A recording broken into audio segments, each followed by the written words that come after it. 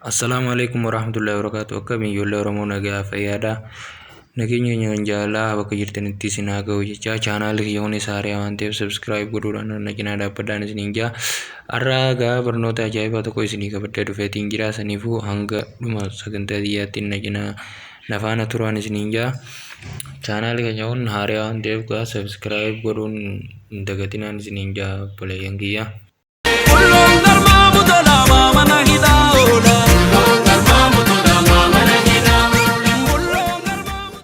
Kuno gama iskiriinaatiin deebinee jirra. Aappiinis kan ajaa'ibaa kunuuti. Snaptik jedhu kana aappii ajaa'ibaati akkumaan sila isinitti hime. Aappichis kunoo kana fakkaata.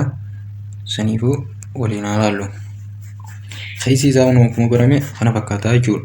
Amma fakkeenyaaf viidiyoo jechuu tiktok irra deemnee liinkii viidiyoo barbaanne sun koopii goonee finna tiktok keenya irra seenee jirra jechuudha tana.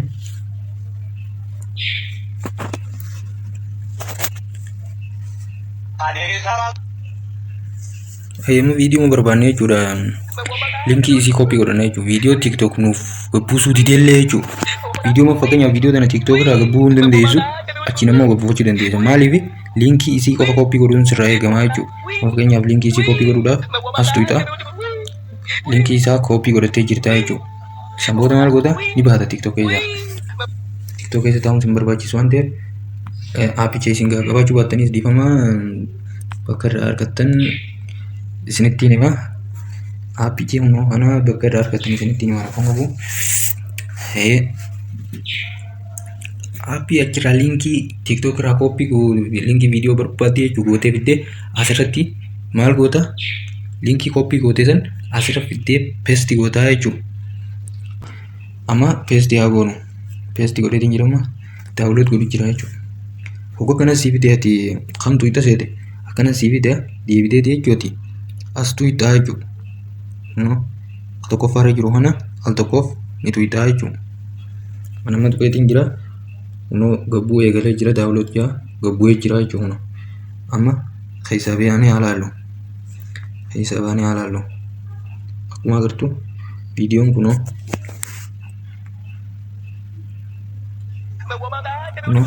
watermarkii tiktok takkallee hin qabdu jechuudha. Kunoo watermarkii tiktok hin qabdu.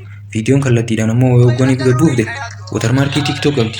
Saniifuu aappiin kun aappii ajaa'ibaati waan ta'eef aappii kana argachuudhaaf liinkii isaati iskiriinshiin box jala isiniif hin gahaa irra galtanii daawuloo godhatu. Yoo barbaaddanis karaa salphaadhaan aappii kana argachuudhaaf Google Chrome keessan irra galtanii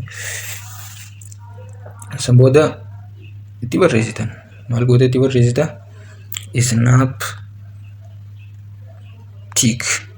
Snaptik gootee barreessite sarchi goota bakka. San booda asirratti hunoo haa agartu kana hedduu sii dhufa. Ati kana keessaa kan filtee buufatta yoo jenne hunoo asuma mara takkaaf tuyitaa jechuudhaati. Akkanatti hunoo garaanaa si fida. Akka agartuu nagaa hunoo aappii isaa. Liinkii isaa isiniif hin kaa'aa walumaa galatti. Akkasiitii jabaadhaan isiniin jaa Oromootiyaa chaanaal kiyya subscribe godhuudhaan akkana cinaa dhaabbattan isiniin gaafadha.